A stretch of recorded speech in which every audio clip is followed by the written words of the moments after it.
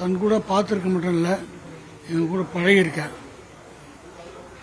கம்போசிங்கெலாம் இருக்கும்போதெல்லாம் அவங்க வீட்டிலேருந்து சாப்பாடு வரும். மொத்த பேருக்கும் ஒரே கேரியல் தான் வரும்.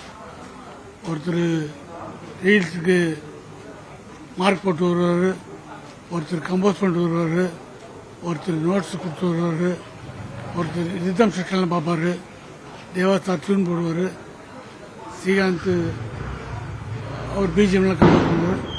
எல்லாரும் பண்ணாலும் ஒன்றா உட்காந்து தான் சாப்பிடுவாங்க. அப்புறம் மியூசிக் பண்ணுறதுல அதை நீ தப்புன்ட்ட, இது நீ விட்ட, இது பண்ணியிருக்கிறோம், இது பண்ணது நல்லா வந்திருக்கோம், இது நான் பண்ணி தான் எப்படி இருக்குன்னு தெரியுமா, அந்த மாதிரிலாம் கிடையவே கிடையாது.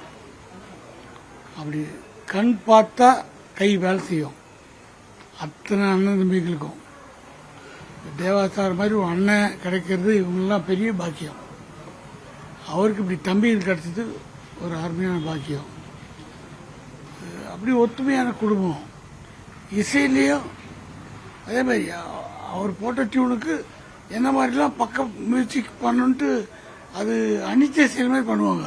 செட் பண்ணி பார்த்தா அற்புதமாக பாட்டு வரும். அது வந்து ஆசீர்வதிக்கப்பட்ட குடும்பம். அதில் இன்னைக்கு ஒரு குருவி இந்த உலகத்தொட்டு போதும் போது வலிக்குது. இந்த குருவி கூட்டிலேருந்து, இந்த அன்பான குடும்பத்திலேருந்து ஒரு குருவி போதும் போது மனசுக்கு தாங்கலை. கடவுளுக்கே இந்த சந்தோஷம் பிடிக்கலையா, இயற்கைக்கே இந்த சந்தோஷம் பிடிக்கலையான்ற அளவுக்கு வலி.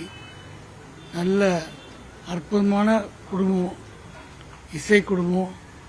யாரை பார்த்தும் போறாமல் கோழி சொல்கிறது, அவன் அப்படி இவன் அப்படி அந்த மாதிரிலாம் பேச மாட்டாங்க.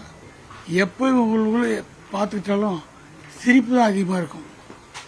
நான் இவங்க கூட இருக்கும்போது நிறைய சிரிச்சிருக்கேன், சந்தோஷப்பட்டிருக்கேன். இன்னைக்கு ரொம்ப துக்கம் தொண்டை அடைக்கிறது. சபேஷனுடைய ஆத்மா சாந்தியுடைய இறைவனை வேண்டிக்கிறேன்.